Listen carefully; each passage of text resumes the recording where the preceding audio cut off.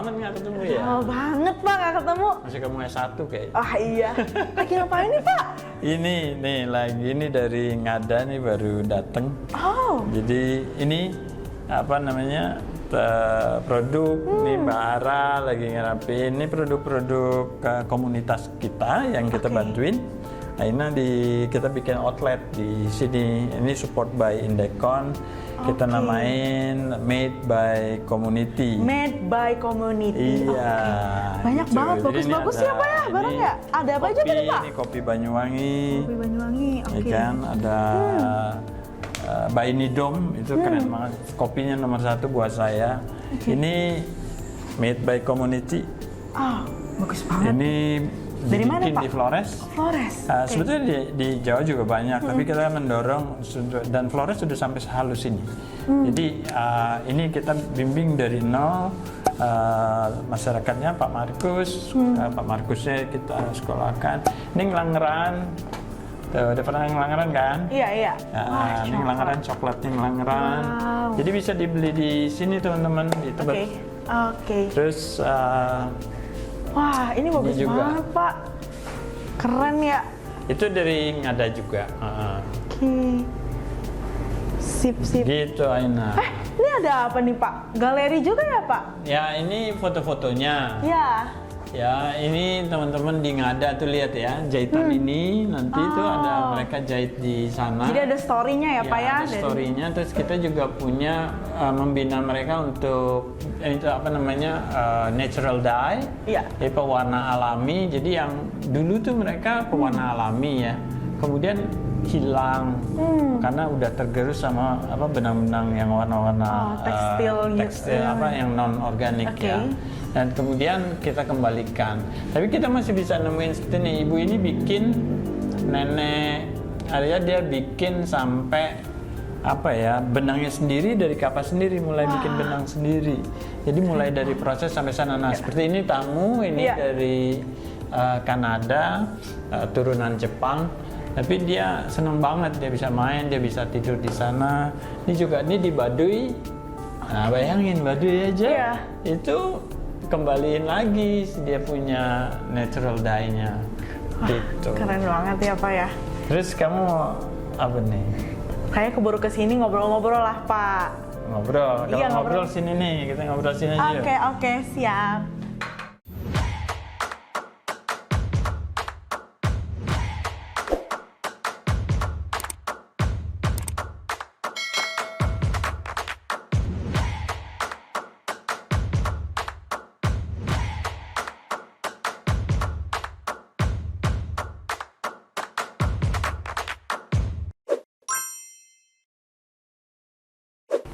Wah. Nih, kamu sini nih. Oke, makasih Pak Ari.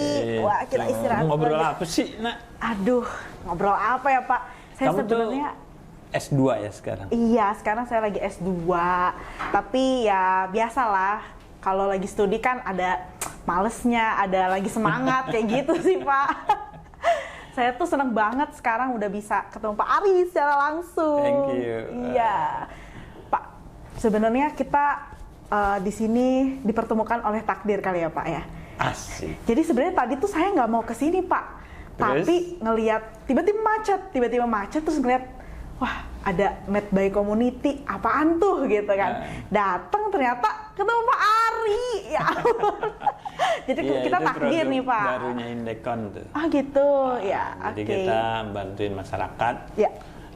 Produk-produk masyarakat dampingan kita yang dari mana-mana yang udah kenal lama, nanti kita coba untuk bantuin deh masyarakat, apalagi di tengah COVID kan. Iya. Gitu. Jadi bantuin mereka. Nanti kita punya session itu tuh ngobrolin menarik gitu.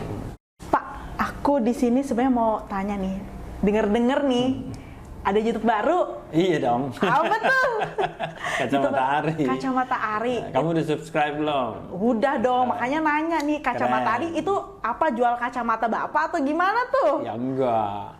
Itu saya pengen bikin supaya bantu, karena kan gini ya, Pak Ari itu kan udah lebih dari 30 tahun.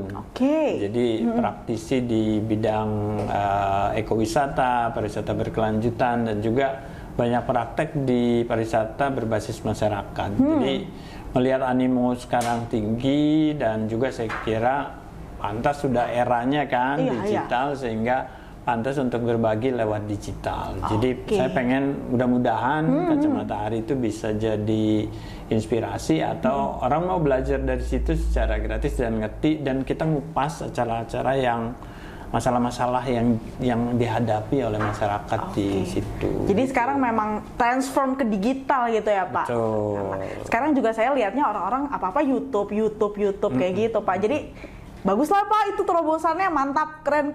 Iya, kata orang sih kenapa nggak dari dulu. Kenapa? Better late than never sih Pak. Oke. Penasaran saya Pak. Apaan? Ada konten pertama ya kalau nggak salah tentang Ngelanggeran. Desa wisata Ngelanggeran. Itu saya pas ngelihat kayak wah keren banget, apalagi Mas Sugeng ya di situ ya, Mas Sugeng, apalagi latar belakang beliau ya Pak ya. Sebenarnya tuh Ngelanggeran tuh gimana sih Pak bisa jadi wah kayak gitu, bisa bangkit kayak gitu? Ya itu bagus juga nih kamu nanya. Iya. Tapi sebetulnya menurut Mas Ari ini bagus buat kita wrap up ya. Apa namanya? Itu kan ada 3 seri tuh Aina. Satu seri yang Mas Sugeng, itu cerita tentang story kenapa begitu, apa aja yang terlibat. Kemudian yang kedua tuh menarik yang serinya Mas Aris. Itu bicara bagaimana anak muda ini ngembangin segmen khusus di kuliner yang tapi mikirnya tadinya tuh pengen supaya jadi narik pasar dari pasar yang masuk, tapi bahkan terbalik. Si kuliner ini jadi juga top, bahkan orang datang ke situ buat masakan kuliner. Yang ketiga ada Mas Tri, itu bagus banget. Dia biasa ngebawain untuk marketingnya, dan saya tertarik banget. Saya dari dulu ngikutin dia gitu. Itu mesti ngobrol tentang pariwisata desa atau desa. Ini soal istilah juga ya, di Indonesia kan dikenal sekarang ini desa wisata. Gitu ya, lagi tren banget nih, lagi didorong. Beda ya Pak sama wisata desa ya Pak? Ya itu kan juga sering didiskusikan ya. Ada orang, apa sih Pak bedanya desa wisata sama wisata desa gitu. Tapi sebetulnya kalau di terminologi yang ada ya, sebetulnya kita kenalnya kan urban tourism atau rural tourism. Sebetulnya secara terjemahan kita bicaranya pariwisata perdesaan sama wisata perkotaan gitu ya. Dan kemudian kalau wisata desa ya wisata yang dilaksanakan, kegiatan aktivitas wisata yang ada di desa. Tapi kalau desa wisata, kalau kita balik terminologinya jatuhnya jadi kawasan ya, geografis desa yang ditetapkan mengusung pariwisata sebagai salah satu sektor unggulan, sehingga desa wisata itu mereka menetapkan diri untuk bisa menjadi sebuah kawasan yang menjadi daya tarik atau destinasi pariwisata dengan tentunya fasilitas dan aktivitas yang ada di dalam. Nah, ngomong desa wisata, saya ini biasanya kalau gini-gini nyoret-nyoret nih. Nyoret ya Pak. Bener Pak. Kalau ada, saya bawa sih Pak. Bentar nih. Nih, saya kan mahasiswa Pak, pasti bawa. Cukup banget ini. Ini apaan nih? Nih Pak, Bapak bisa coret-coret? Bisa dong Pak. Jangan nyoret tembok ya Pak ya. Nih, kalau kamu ngomong desa wisata itu kan ada 2 komponen ya. Iya. Satu silahkan, nih, yang satu pertama dia komponen di sini ya. Saya jelasin ya. Ini yang di sini satu kita ngomong pariwisata nih. Ini pariwisata kan.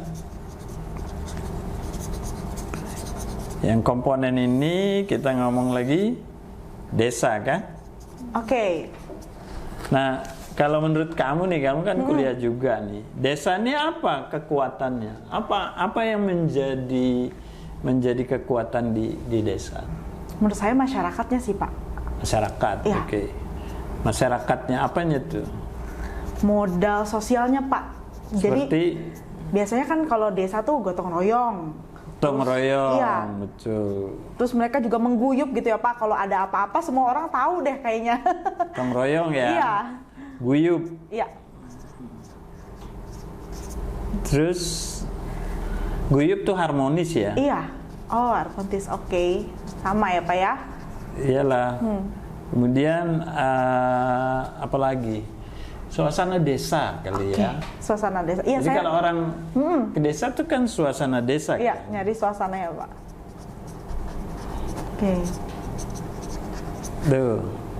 Kemudian apa lagi? Ada lagi nggak? Ada yang disebut sebetulnya yang paling kuat itu adalah kearifan lokal atau kearifan lokal ya. Itu kekuatannya sebetulnya. Kearifan lokal ini kan setiap daerah beda-beda. So ini Aina, ini tuh udah jadi modal kuat ya, modal utama saya bilangnya. Ya enggak. Nah sekarang pertanyaannya kayak gini, kalau ini pariwisata itu kan, kalau wisata itu kan perjalanan seseorang atau kelompok orang dari satu tempat ke tempat lain. Iya Pak. Ya kan, dari sini ke sini misalnya Aina mau masuk ke desa tuh, sebetulnya yang paling utama tuh pengen ngapain sih?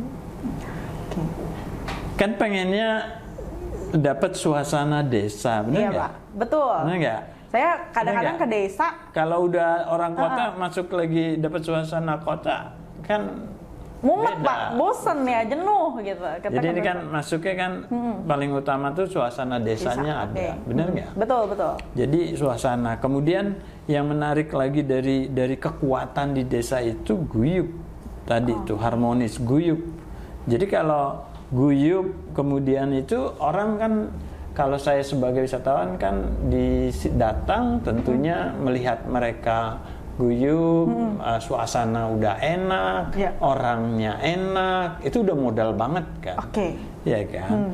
Nah sementara kalau di pariwisata ini saya suka melihatnya sederhana sih, Mbak Ina. Kayak barang yang baru ini jatuhnya diintervensi gitu. Ini jatuhnya diintervensi nih, jatuhnya ada pariwisatanya itu masuk ke desa gitu kan.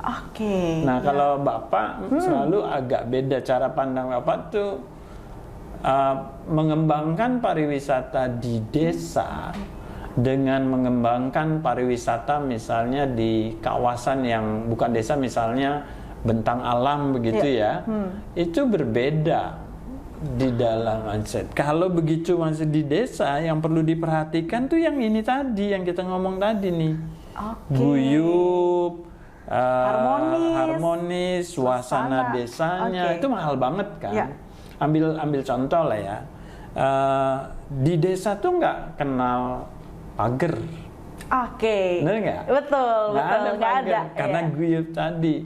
Kalau Mbak Ina punya anak misalnya bermain di tetangga pasti ngejagain juga. Itu otomatis tuh. Kalau di desa yang kental perdesaannya masih bagus ya, itu semua ini, dan ini kan sebuah modal yang sangat mahal. Sementara pariwisata masuk, punya pengaruh nggak menurut Aina? Punya Pak. Pengaruh itu dampak ya, dampak baik positif maupun negatif kan. Jadi kalau di sini, kalau saya bilang nih ada dampak positif, ada dampak negatif tentunya. Benar nggak?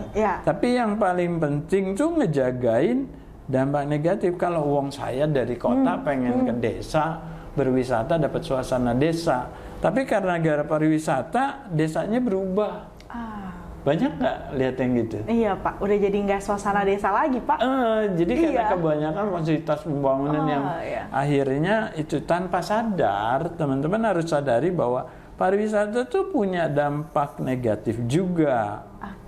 Misalnya merubah tadi, jadi bisa dari sisi merubah jatuhnya saya bilang pergeseran budaya.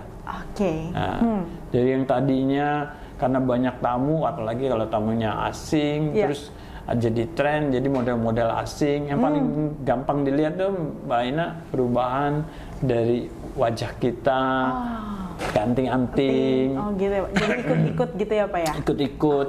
Itu saya bilangnya ada pergeseran budaya tuh. Pergeseran budaya ini yang mesti dijagain. Kalau dibilang hari kan pasti aja ada dampaknya, pasti iya betul. Tapi di pariwisata yang baik, apalagi kalau kita ngomong sustainable tourism atau ngomong ekowisata gitu, kunci utamanya dikelola. Kunci utamanya tuh diminimumkan dampaknya. Jadi yang negatif ini harusnya dia kecil, dia dikecilkan. Dia harus dikecilkan nih dampak ini. Jadi kalau kita mau masuknya, kenapa? Karena kalau dia berubah, ngapain lagi saya harus ke desa itu? Betul. Ya baik itu estetika, bentang alamnya, gitu ya, bentang perdesaannya, kemudian guyupnya juga bisa berubah. Ini bisa negatif juga nih. Jadi sebetulnya pola kerja itu bisa berubah. Gimana tuh Pak pola kerja? Maksudnya misalnya gini, kalau tadinya si suami pagi ada tadi karena dia akhirnya terlibat pariwisata, pola dia ke laut ataupun misalnya di pertanian, dia waktunya berbagi. Nah itu kan harus disikapi. Jadi itu pergeseran, saya bilangnya pergeseran juga tuh, pergeseran pola kerja. Jadi itu yang tadinya banyak sekali nih dampak. Silakan nih Mbak Ina kan di S2 ya. Jadi kalau Bapak saranin baca dampak pariwisata yang berbasis di budaya misalnya. Jadi isu-isu di budaya ini kental sekali sampai akulturasi. Kalau di tempat-tempat wisata itu, misalnya ambil contoh ya, perubahan pola bangunan, itu juga berubah. Misalnya ambil contoh ya, paling gampang tuh saya ambil contoh. Kalau dulu ada penelitian dari Janet Cochran di tahun 79 seingat saya 80-an. Itu melihat ke Bromo ya. Misalnya Bromo di era 80-an sangat top juga. Dan itu dia bisa mencirikan dari hasil dia bilang saya bisa mencirikan kalau rumah-rumah yang batu itu pasti orang yang terlibat di pariwisata. Karena dia bilang kesejahteraannya meningkat. Itu kehebatan pariwisata memang. Uangnya cepat gitu ya. Kemudian tapi di sisi lain kita tanpa sadar sebetulnya sedikit-sedikit ya tanpa sadar ini tergerus nih. Tergerusnya nggak hanya dari masyarakat loh. Misalnya kalau di desa ini pemerintah masuk misalnya. Pemerintah kemudian memberi bantuan, biasanya kebanyakan fisik kan. Gitu, fasilitas, bangun apa gitu ya Pak ya. Jalan, ini kan itu berubah. Jadi dan kadang itu dilala suka kurang perencanaannya. Jadi udah kalau di sini ceplok di sana, ceplok di sini, sehingga estetikanya tuh berkurang gitu. Nah kalau menurut Ari itu bangun di desa menjadi berbeda. Yang harus dilihat terbalik. Jadi misalnya kekuatan ini semua yang tadi kita catat itu pengembangan pariwisata itu proses penciptaan nilai tambah. Jadi creating added value. Pada saat penciptaan nilai tambah ya dikasih kuat saja. Yang sudah ada diperkuat. Nah, untuk apa? Tapi kadang persoalannya masyarakatnya tidak mengerti. Kan bagaimana nih dia lihat-lihat barang ini hari-harian. Jadi bagaimana barang-barang yang hari-harian itu menjadi sebuah daya tarik. Itu kan perlu penguatan. Perlu pola. Nah, pola untuk penguatan ini yang sebetulnya yang sebaiknya dilakukan dengan pola pendampingan ataupun misalnya inkubasi gitu. Nggak bisa sekali training selesai, itu nggak mungkin. Iya, Pak ya. Masyarakatnya Mbak Ina harus dibangun ya, Pak. Untuk masyarakatnya tuh bisa dia mampu menerjemahkan apa itu pariwisata, kemudian dia bisa menggabungkannya dengan kekuatan mereka. Saya ambil contoh misalnya begini. Kalau di sana misalnya ada kebun kopi misalnya, ambil contoh. Kalau dulu kan sekarang orang diserahkan saja ini kopinya gitu.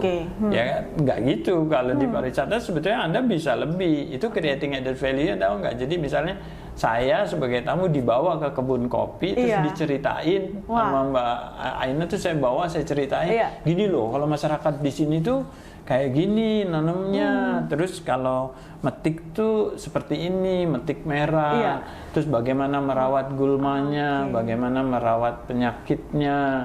Kemudian setelah itu proses dari kopi ini masih panjang loh Pak. Jadi itu sebagai sebuah cerita atau storytelling. Jadi kalau itu sampai dia kemudian minum kopi, menyangrai kopinya, kemudian dia bisa minum kopinya bersama ya, itu bisa jadi sebuah perjalanan secangkir kopi kan. Jadi itu udah juga nih ya. Itu daya tarik. Iya. Nah itu yang sebetulnya kekuatan yang saya katakan tadi, creating added value. Dan nggak harus kan membuat suatu yang baru untuk itu kan, enggak kan? Yang udah ada dikuatkan, tapi memang kita butuh nanti fasilitas. Bagaimana fasilitas itu dibutuhkan untuk tidak merusak estetika? Jadi diperlukan sebuah perencanaan. Nah ini juga yang suka di kita itu dalam pariwisata desa, karena kebanyakan teman-teman ya otodidak, kemudian berkembang sendiri sehingga perencanaannya tidak ada. Perencanaan yang paling penting itu perencanaan ruang tadi. Kalau Pak Ari ngelihatnya terbalik. Kalau orang suka melihat udah perencanaan dibuat dalam skala. Kalau saya bilang aktivitasnya dulu apa? Kalau saya lihatnya, yuk kita bangun aktivitasnya. Saya mau bikin aktivitas yang tadi itu. Ya, misalnya tadi itu bicara kopi sampai tadi gitu ya. Fasilitas yang dibutuhin apa? Ruangnya di mana? Kan gitu. Jadi yang paling penting itu mengatur ruang. Jangan nanti desanya ini rusak semua. Misalnya ruangnya itu terpisah, padahal pariwisata itu cuma salah satu sektor dari sektor yang banyak di desa ini. Gitu loh. Jadi intinya kalau misalnya di sana ada perkebunan kopi, bukan semuanya dijadiin pariwisata ya Pak ya? Enggak, jadi maksudnya kalau yang terpenting tuh Mbak Ina, ke sektor lain di desa itu. Jadi kalau bicara desa ini satu ya, kalau Pak Ari ini. Satu, minimumkan dampaknya. Jadi pertahankan kearifan lokal, pertahankan suasana perdesaan, ya, pertahankan guyup. Itu penting banget. Ya, jadi kalau itu semua gotong royongnya itu jangan lupa. Jadi itu semua menurut Pak Ari itu kekuatan desanya. Jangan luntur, karena pariwisata ini di satu sisi positif, tapi satu sisi sendiri meninabobokan kita sebagai pengelola. Kalau lupa-lupa, ini bisa bahkan melunturkan atau menggeser nilai-nilai tadi. Gitu loh. Jadi nilai ini dipertahankan untuk menjaga keberlanjutan. Karena kalau orang mau datangnya udah berubah, nggak asik, aku cari desa lain lagi. Apalagi di Indonesia kaya banget sama desa. Jadi kalau saya desa Mbak Aina pertama bagus gitu ya, saya datang ke sana ya, datang kedua kali lagi terus sudah berubah banyak ya, saya pindah. Gitu. Iya kan, kan pasar yang menentukan. Saya sebagai pasar menentukan dong. Jadi sekali lagi di sisi yang kanan ini harus dipertahankan. Cara mempertahankannya, satu, gaya berpikirnya itu adalah resilience atau kalau resilience itu kita bilangnya ketahanan. Tapi ketahanan desa. Oke. Bayangkan kalau satu desa itu tergantung pariwisata, apa yang terjadi menurut Aina? Sekalinya kolaps, semuanya kolaps, Pak. Persis. Karena pariwisata itu masih punya external factors. Dia dipengaruhi oleh internal factors dan external factor. External factor itu adalah faktor-faktor yang mempengaruhi pariwisata di luar kemampuan pengelola pariwisata. COVID, ya. Wah, itu external factor nggak? Iya, Pak. External factor banget. External factor banget. Apa memang pengelola bisa nanganin? Enggak. Enggak. Iya kan? Iya. Kemudian konflik antar kampung misalnya, atau konflik di antar kabupaten, konflik sosial, berantem antar kampung gitu. Dia nggak bisa apa-apa juga. Perang, iya kan? Ingat nggak masih ada bom Bali dulu ya? Itu terorisme juga, bom Sarina dulu misalnya. Itu kolaps tourism pada locations itu. Tapi yang menjadi pembelajaran saat ini tuh COVID, karena COVID hampir terjadi di seluruh dunia, sehingga itu membuka mata orang bahwa hati-hati, nggak bisa kamu ngembangin ini saja. Jadi kalau Pak Ari prinsipnya Mbak Ina, lihat yang paling utama masyarakat di situ apa? Apakah dia nelayan? Apakah dia Mbak Ina, pertanian gitu? Apa perkebunan tadi, kopi misalnya. Jadi itu menjadi kekuatan awal, itu mata pencarian utama dipertahankan. Terus bagaimana memoles tadi menjadi nilai tambah? Buat apa? Tourism. Ya kan? Jadi misalnya kalau pertanian, daripada sekedar bertani saja, terus masyarakat kota diajak sama masyarakat ikut bagaimana menanam padi. Misalnya kan nggak pernah di kota ada. Orang kota nyari pengalaman itunya Pak ke desa. Persis. Karena di pariwisata tuh wisatawan mencari pengalaman total. Nah, pengalaman total itu mengintegrasikan. Nah, itu hebatnya Ngelanggeran. Jadi Ngelanggeran ini kalau kita balik ngebahas Ngelanggeran, itu keuntungan kenapa dia bisa menjadi dipilih juara salah satu dari 44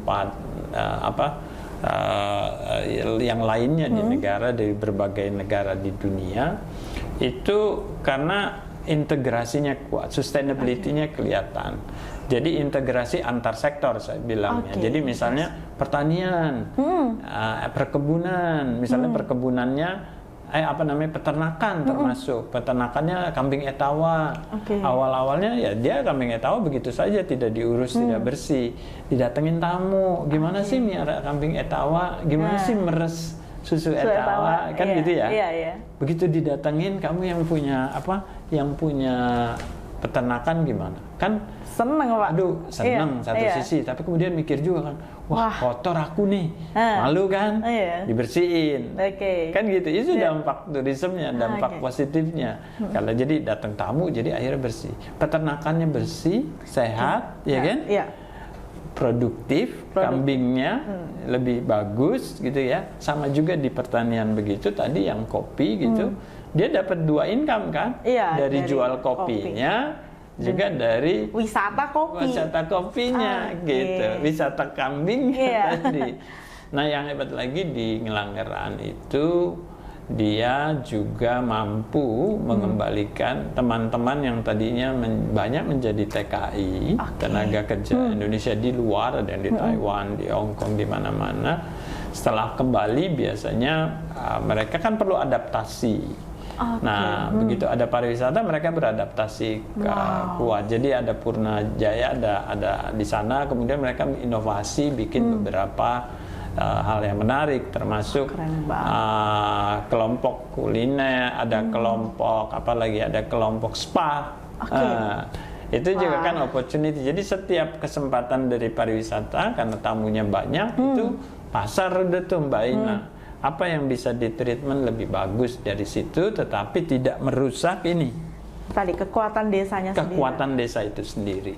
Itu sebetulnya kunci utama, sehingga mereka dilihat sebagai sustainability-nya kuat gitu loh. Jadi itu yang penting sebenarnya. Jadi sekali lagi kalau mau ngembangin desa wisata, kalau kamu mau nulis tuh perhatikan mereka sudah mengintegrasikan tidak.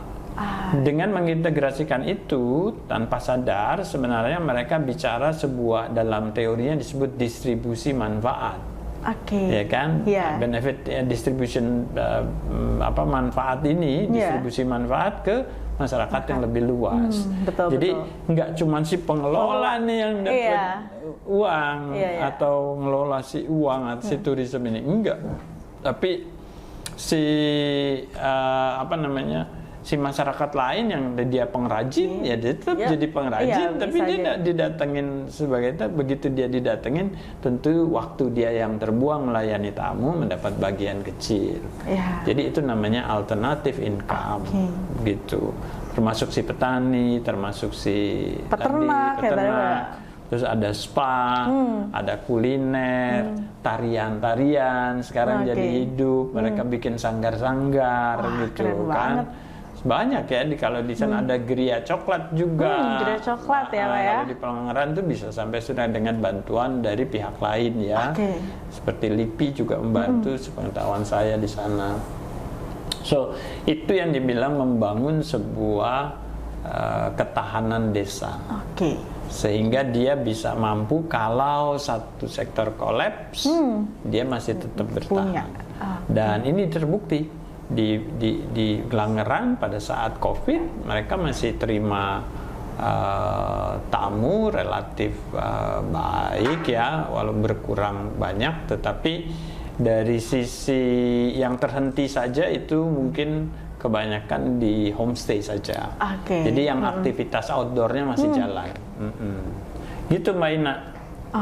Ih, keren banget Pak, saya langsung terbuka. Gitu. Iya, itu penting banget buat kamu. Jadi buat kita teman-teman, kalau membangun pariwisata di desa itu perlu pertimbangan yang lebih matang. Saya nggak bilang bahwa pariwisata itu juga membawa pergeseran yang dasar. Pasti ada dampak, tetapi bagaimana kita meminimumkannya dan memaksimalkan manfaatnya tadi. Gitu. Kalau mantap. Saya tadi pulang kuliah capek, pas denger ini semangat lagi Pak. Tetap dong harus semangat. Iya, semangat lagi. Di itu. Ini sorry nih dicoret-coret. Iya, nggak apa-apa Pak. Ini mau saya dokumentasiin, saya piagamin di kamar Pak.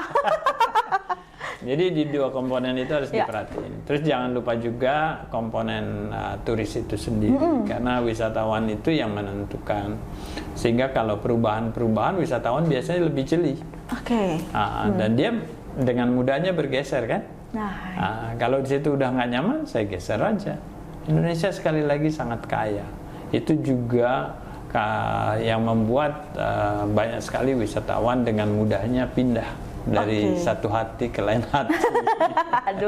Dari satu desa ke desa yang lain. Gitu. So kalau buat teman-teman desa, kalau Mbak Aina punya teman-teman desa, keep it yang komponen-komponen tadi, kearifan lokal, kemudian suasana perdesaan, keharmonisan, harmonis, kemudian gotong royong. Ya, jangan, karena sekali lagi pariwisata itu bisa meninabobokan karena uangnya cepat, cukup besar, kemudian nanti membuat tidak guyup, biasanya begitu. Siap. Ih, mantep banget tuh Pak. Gila, keren banget sih Pak Ari. Jadi saya mau ajak teman-teman deh untuk nonton Kacamata Ari. Harus. Iya, karena keren banget di situ. Iya, di situ media belajar ya Pak ya. Inspiratif ya. Nah, kapan-kapan main lagi ya? Iya, main lagi. Kita udah jam 6 coba Pak. Udah jam 6 saya harus pulang Pak. Aduh, takut dimarahin mama saya nih Pak. Aduh Pak Ari, makasih banyak loh Pak Ari. Saya kesini niatnya cuma mampir doang, tapi dapetnya. Kalau lagi kosong, main aja. Oke deh Pak Ari. Udah deh Pak Ari ya, saya kontak-kontakan lagi Pak Ari ya. Nanti saya suruh semuanya nonton Kacamata Ari, YouTube Kacamata Ari. Thank you. Iya, oke. Sip Pak Ari, bye Pak Ari. Ya.